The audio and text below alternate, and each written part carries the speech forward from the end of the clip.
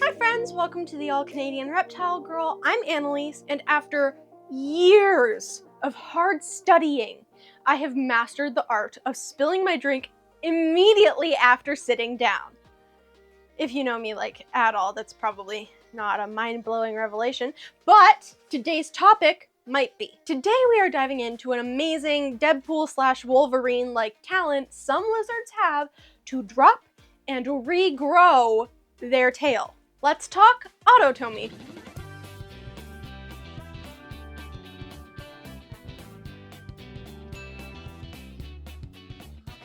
First off, let's chat about the word autotomy. It sounds like some made-up problem that you'd probably get from like a mechanic. Yeah, so news ain't good, sweetheart.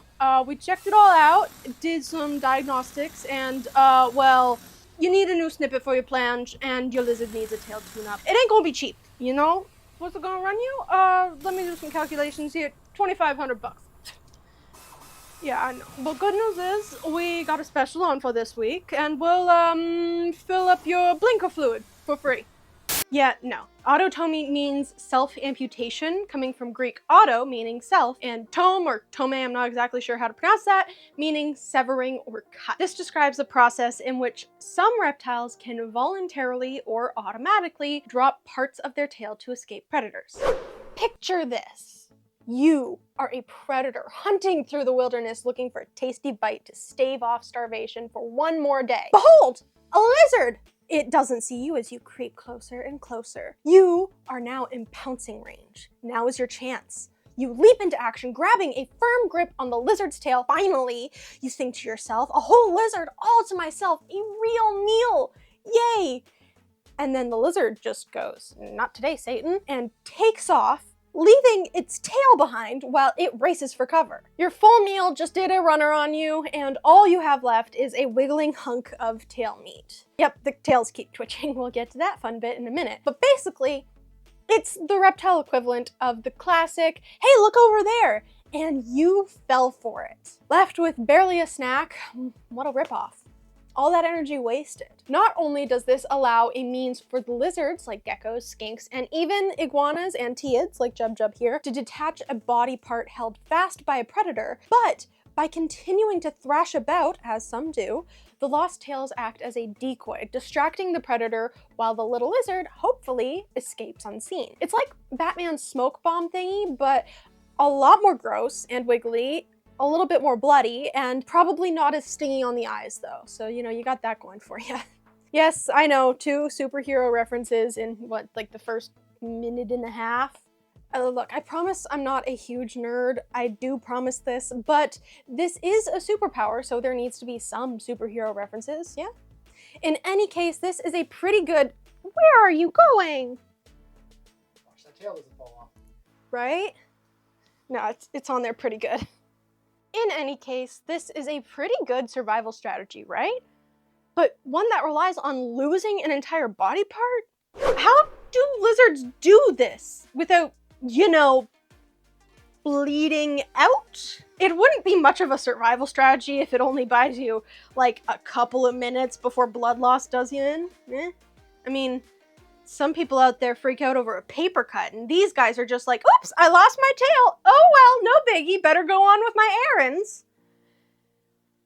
Well, evolution has that all figured out too. When reptiles drop their tails, it's not just a random act of desperation. It's an engineered escape plan, either consciously engaged or automatic, with multiple systems working together. First up, it's in the bones. Among them bones of the tail, they have fracture planes, which are basically predetermined breaking points. Some lizards, like crested geckos, have a single fracture plane at the base of their tail, meaning that when a crested gecko engages in autotomy, its entire tail is what drops off. Other lizards, like my Schneider skink, Raylan, best pet lizard, by the way, no contest, have fracture planes throughout the tail. They can drop the whole thing, or just a tiny bit at the end, or anywhere in between. But no matter where the plane or planes are, the mechanism is very similar. With a powerful contraction of specialized muscles, these fracture planes make sure that the tail breaks cleanly and quickly when they need it to. The muscles involved, primarily myomeres, blocks of muscle running parallel along the tail, are specially arranged to allow for controlled autotomy. There are two key types of muscles involved. First, sphincter-like muscles. These muscles contract extremely quickly and tightly to the fracture plane when the tail is ready to drop. This contraction helps to sever the tail while minimizing damage to the surrounding tissue. These muscles also help create a quick closure of the wound. And secondly, there are constrictor muscles that close off the blood vessels to the fracture site. This minimizes bleeding, reducing the risk of excessive blood loss and making the process safer for the lizard. Helpful. All of these muscles don't just cause the tail to detach, but also play a role by twitching the detached tail, driven by remaining nerve activity in the severed part of the tail. As mentioned earlier, this twitching is sort of meant to distract predators while the lizard escapes.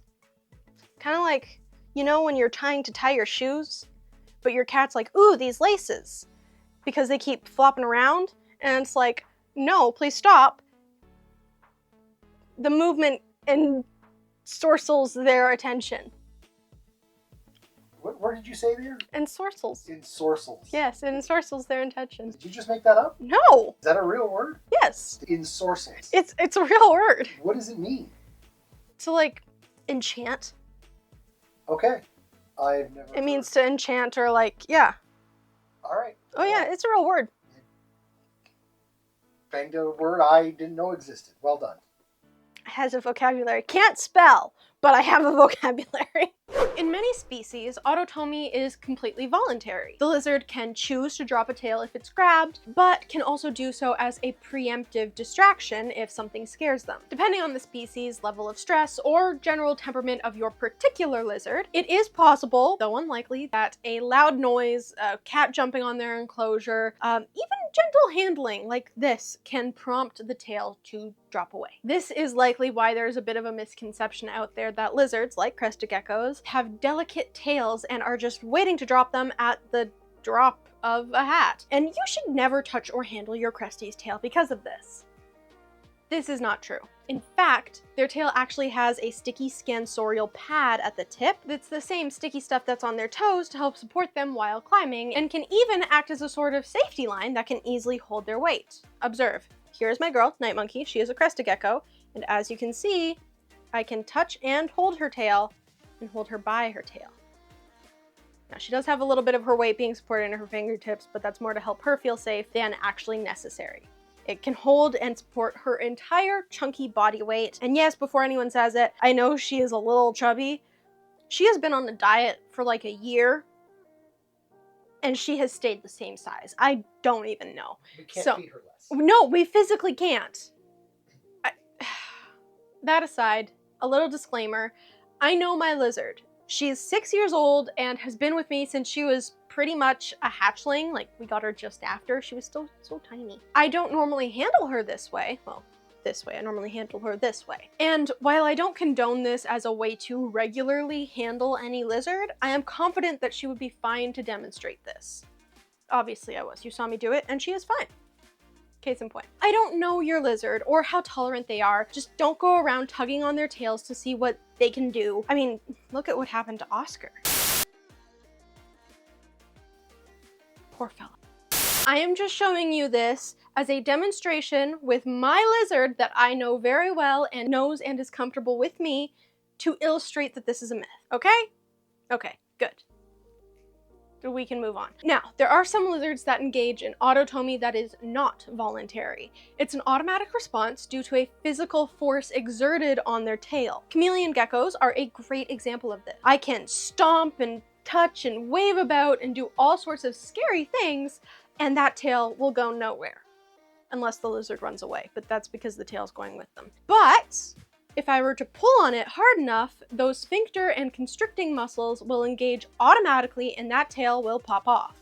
Again, do not test this with your lizard. For many species, once the tail is dropped, muscle regeneration starts. The foundation of the new tail that grows back is usually made of cartilage instead of bone, and the muscle structure differs slightly from the original tail. The regenerated muscles are still functional, but it's never quite as good as the original. I'm sure you know what that's like, eh? Looking at you, Jurassic Park sequels. When that tricyclops attacks you, don't come crying to me. So how do they pull this off? Well, regeneration is all about stem cells, the body's master builders, capable of transforming into different types of tissue. When the tail is lost, a mass of these cells, called blastema, forms at the wound site, and over time, like months, the blastema rebuilds the tail. Like I said, it will rarely be as flexible, robust, or even the same color as the original, but it does the job. Like this.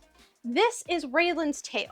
He lost and regrew this long before he came into my care, and as you can see, there's a distinct difference between this section, the original tail, and this regrown portion here. There's even a little like bump where they were left the tail.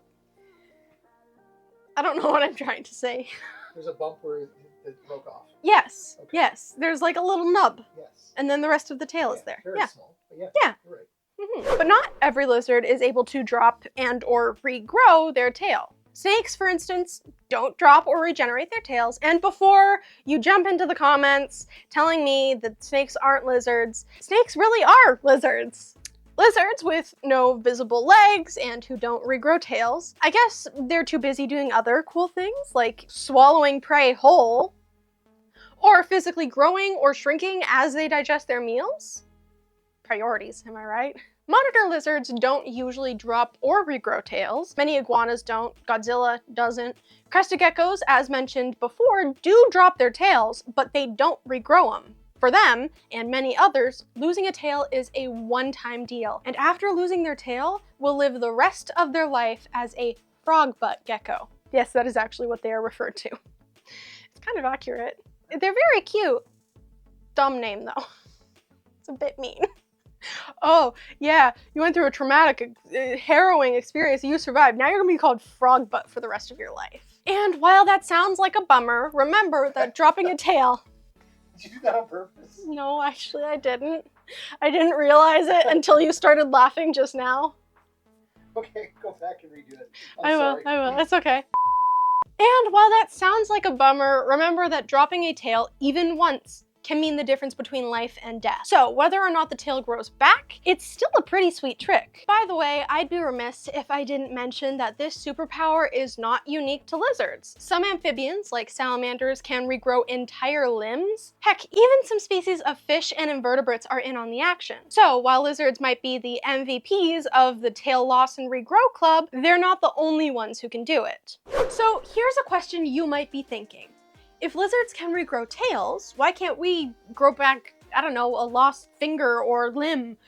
I mean, who wouldn't want that superpower? It looks so much fun for Deadpool and Wolverine and their most recent cinematic adventure, ADHD the movie, streaming now on Disney+. The answer lies in the science of regeneration. No, we're just moving on. Okay. Shh. All right. You don't leave people guessing. Okay.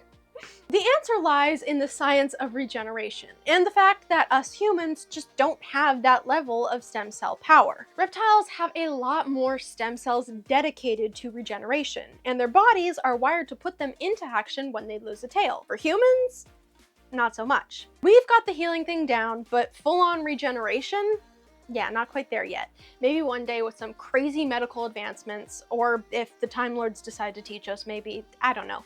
But for now, lizards win the contest. Guess we'll have to stick with our less exciting versions of healing, band-aids, stitches, and crazy glue, if you are my dad. It works. It works better than stitches. Now, before I wrap up, I should throw out another disclaimer here. While an awesome evolutionary advantage, dropping a tail isn't all fun and games. While it helps them escape predators, it also comes with some downsides. For example, a lot of reptiles store fat in their tails, a personal pantry for tough times. So when they lose their tail, they lose some of that precious backup fuel. They may get away today, but if they were about to go into a lean season, they may not have the reserves to last. Also, regrowing a tail takes a lot of energy, burning a ton of calories just to get back to square one. And as I mentioned before, the new tail isn't quite as functional as the original. So while handy, tail-dropping lizards probably don't want to just do that willy-nilly. There are a lot of compelling reasons to, you know, stay in one piece. Plus, it probably hurts. So there you have it. If you thought losing your keys was bad, at least you're not losing a tail. Autotomy and regeneration are just another way reptiles prove how awesome and resilient they are. Whether they're escaping predators with their breakaway tails or growing new ones with superhero-like powers, they are amazing. Also amazing are my friends on Patreon. These folks, some of them from my top tiers here, make all of this possible, and I can't thank them enough for all of their support. On Patreon, my patrons get early ad-free access to my videos, behind-the-scenes content, and bloopers, and more. I'd love for you to add your support if you are able. Please check out my Patreon, patreon.com/allcanadianreptilegirl, to see how you can help and see all of the perks available to you. Thanks to you all for watching. If you enjoyed this video, don't forget to give it the thumbs up and hit the subscribe button and ring the bell, ding ding sound effect thingy. There it is. And tell me in the comments below, which body part would you be okay with losing, knowing it would be gone forever? And let's keep it PG, folks. For me, I'd say maybe like a pinky toe or one of my middle toes. You know, they're kind of useless. Well, they're not, but they are. Oh, or maybe an ear. McFoley did all right with just one ear, right? Yeah, I'm sure he's fine. Let me know your choice, and until next time, remember to nurture all nature. Bye! Wait. Bye.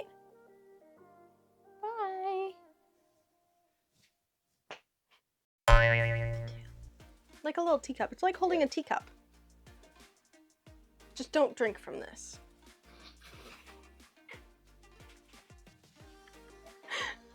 Don't don't Doctor Who put a straw in her or anything. Oh my god. You know what? That one might actually need to be in the video. I think it should. I think that one should be shared with everyone. Oops, I fell off my things. Okay. Oh, okay.